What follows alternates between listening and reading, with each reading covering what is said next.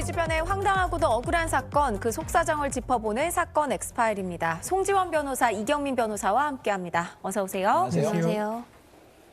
오늘 첫 사건, 한 은퇴자가 경기도 이천에서 겪은 사건입니다. 은퇴 후에 삭막한 도시를 떠나 푸근한 농촌으로 귀촌한 한 남성. 안락한 삶을 꿈꾸며 노후를 맡겼던 그 시골 마을. 하지만 실상은 지옥이었다고 합니다. 폭력과 협박이 난무하던 이장님의 텃세 때문에 박살이 났다는 귀촌의 꿈. CCTV에 담긴 장면부터 먼저 보고 오시죠. 네, 지금 경찰차 한 대가 들어오는 게 보이죠. 무슨 일이 있었나 봅니다. 그리고 경찰차가 오니까 그제서야 문 밖으로 나가는데 보셨습니까? 한 대 때리려고 하는 저 모자 쓴 남성. 어우, 굉장히 저대로 때렸다면 엄청 센 건데 굉장히 좀 위협을 가한 거죠. 이 모자 쓴 때리려고 했던 이 남성이 바로 이 시골 마을의 이장님이고요. 맞을 뻔한 이분이 귀촌을 한 이제 사람입니다. 앞에 무슨 일이 있었는지 이미 경찰까지 와 있는 상태에서 위협을 하는 걸 보고 경찰들이 다가와서 이 이장님을 떼어놓습니다. 네. 우리 제보자, 이 귀촌을 한 은퇴자에게서부터 떼어놓기 시작을 하고, 그런데도 뭐가 그렇게 화가 나는지 이 이장님 계속해서 뭔가 말을 막 쏟아내는 이런 모습이 찍혔고, 뭐 이렇게 밀리지 않으려고 계속해서 앞으로 다가가려고 하는 이런 장면이 CCTV에 고스란히 찍혔습니다. 네, 아니 시골에 처음 이제 정착을 하면 믿을 사람이 이장님밖에 없거든요. 그렇죠. 네, 그런데도 경찰차가 있는데도 저렇게 협박을 할 정도면은 믿을 것도 없고 좀 맞아요. 겁이 많이 났을 것 같습니다. 막막할 것 같아요. 네. 그러면. 자, 이장님이 도대체 왜 이렇게 제보자한테 화가 났을까? 결론부터 얘기하자면 돈 때문이었다고 합니다. 이런 일을 겪은 제보자는 이 시골 마을에 공포심까지 느끼고 있다고 합니다. 제보자에게 직접 심정을 들어봤습니다.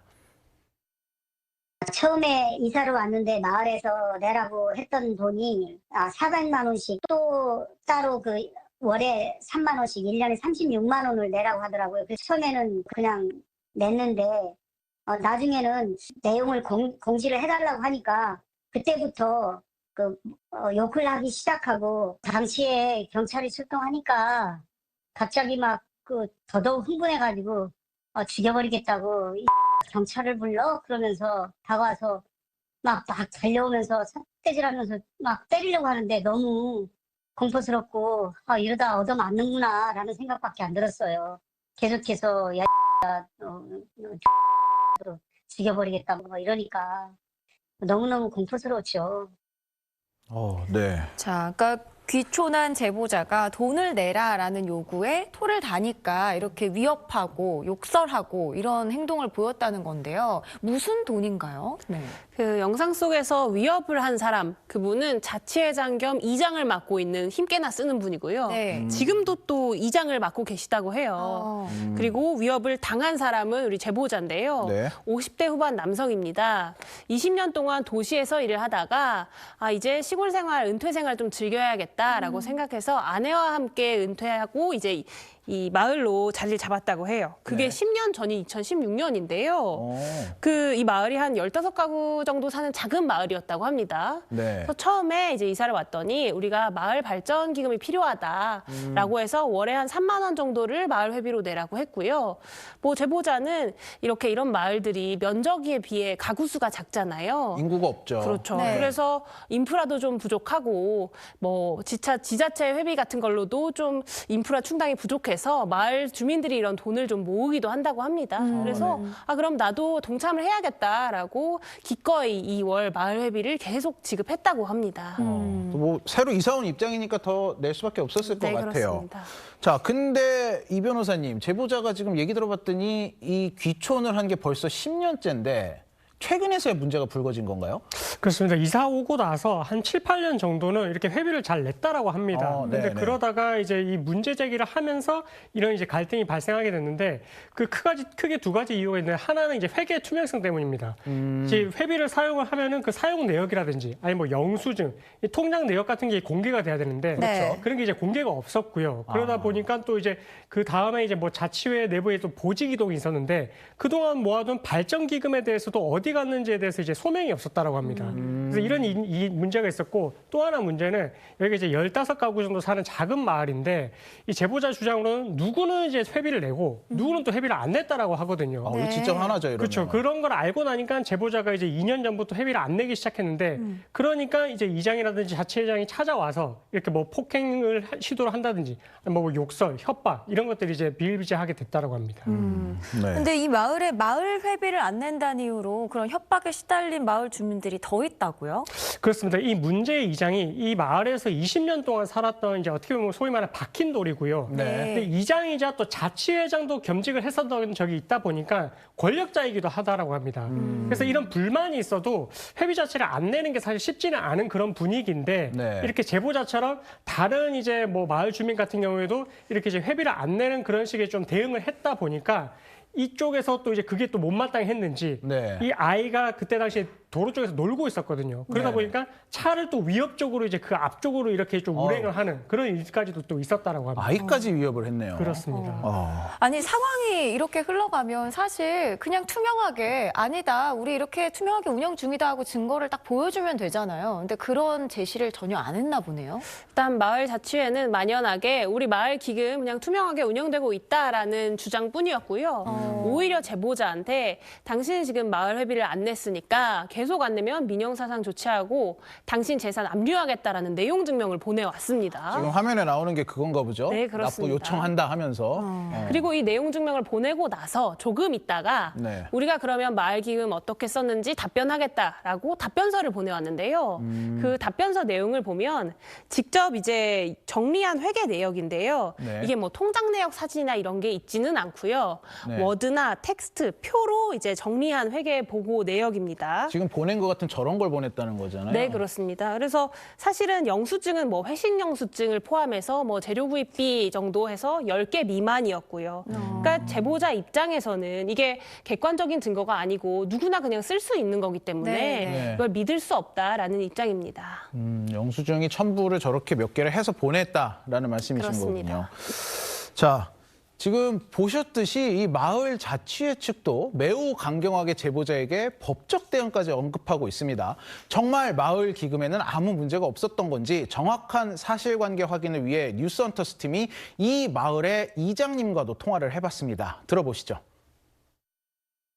그 양반이 우리 그 마을 주민으로서 이런 일이 있는데 관리비서부터 이런 걸 몇 년째 안 내고 있고요. 그래서 우리 마을 자치회장이 지금 그 법원에다가 내용 증명 띄우고 이렇게 하고 있는 내용이에요. 이상한 사람이에요. 또 안 내고 그 진입로가 우리 마을 공동 그 저기 도로 부지거든요. 상수도 요금도 안 내고 그 사람이 퇴직한 양반인데 우리 마을 사람들하고 그렇게 소통이 안 돼요. 그분 드리려고 우리 그 사용 내용 같은 거 다 뽑고 정관도 다 있고요. 폭행해. 경찰이 왔다 갔으니까 그 경찰에다가 물어보시면 알아요. 그러니까는 지금 그 소송 중이니까 지금은 제가 말씀드릴 게 없습니다. 자, 이장은 오히려 제보자가 이상한 사람이다. 네, 이런 네. 정반대 입장을 얘기하고 있습니다. 그러네요. 아니 근데 저는 궁금한 게 이 마을 회비 안 내면 이렇게 법적 처벌 받을 수 있는 뭐 강제성이 있는 겁니까? 그렇죠. 뭐 마을 회비 같은 경우는 사실 이제 뭐 공적인 자금도 아니고 네. 그냥 주민들이 그냥 내부적으로 이제 사적으로 이제 운영하는 자금이어가지고 사실 이걸 안 낸다라고 해서 뭐 법적으로 강제를 받거나 그런 건 아닙니다. 아니 뭐 제보자 답답하겠어요. 뭐 의견 일치가 이렇게 좀 안 되는 상황이니까 답답할 수밖에 없는데 제보자가 뭐 지자체 이천시에다가도 도움을 요청을 했다라고 하더라고요. 도움을 좀 받았나요? 그렇습니다. 요청을 했는데 사실 이제 마을 자체의 일이고 행정기관의 권한은 없다라는 이제 회신을 받았습니다. 아. 그래서 뭐 이장의 뭐 이런 이제 뭐 술 먹고 행패를 부린 부분, 그래서 뭐 경찰 출동 기록에 대해서는 개인정보 보호 대상이기 때문에 뭐 회신을 해줄 수는 없고 이게 확인이 된다라고 해서 이게 뭐 사회적으로 무리를 일으킨 행동이 있었다 이렇게 단정을 또 할 수는 없다 이렇게 이야기를 했고요. 네. 그리고 마을 회비와 관련해서도 말씀드렸다시피 이게 사적 자금의 영역이기 때문에 이 지금 여기서 뭐 중앙행정기관도 아니고 여기서 이제 조사할 수 있는 그런 대상은 아니다. 그래서 지자체에 문의를 했을 때 사실은 뭐 해줄 수 있는 게 없다라는 식의 답변을 받았다라고 합니다. 네. 네. 자, 마을 주민 사이에 이런 갈등이 벌어지는데도 정말 시청에서는 아무것도 해줄 수 있는 게 없었을까요? 저희가 이천시청의 입장도 들어봤습니다. 근데 저희가 이제 법적으로 뭐 이렇게 거두라고 이제 하는 게 아니고, 그러니까 뭐 마을 운영하는 데 있어서 그냥 이제 필요한 자금을 이제 거두는 성격이다 보니까, 그래서 이제 이걸 사적 자금이라고 판단을 한 것 같거든요. 원래는 거두면 안 되죠. 원래는 안 되는데 이제 그걸 이제 운영하는데 뭐 좀 보태줘라 약간 이런 식으로 해가지고 있는 거고, 뭐 법적으로 이렇게 규정돼서 이걸 내야 된다는 의무 자체는 없는 거죠. 네, 노후에 푸근한 귀촌 생활을 꿈꾸던 제보자는 이제는 시골 마을이 더 무서워졌다고 하는데요. 2년간의 극한 갈등 끝에 결국 다시 도시로 돌아가기로 했다는 제보자 부부. 지금 심정이 어떨까요? 직접 들어봤습니다.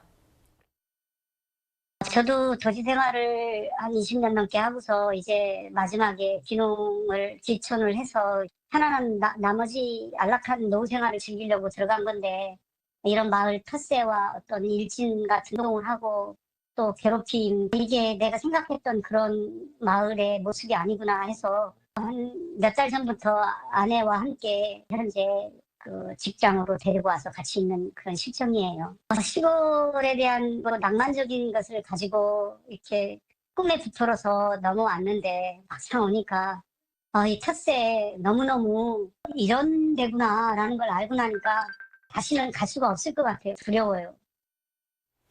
예, 물론 모든 시골 마을이 이런 건 아닐 겁니다. 하지만 이런 일이 있다 보니까 귀농, 귀촌 절대 하지 말아라라는 말까지 괴담처럼 나오는 상황인 것 같습니다.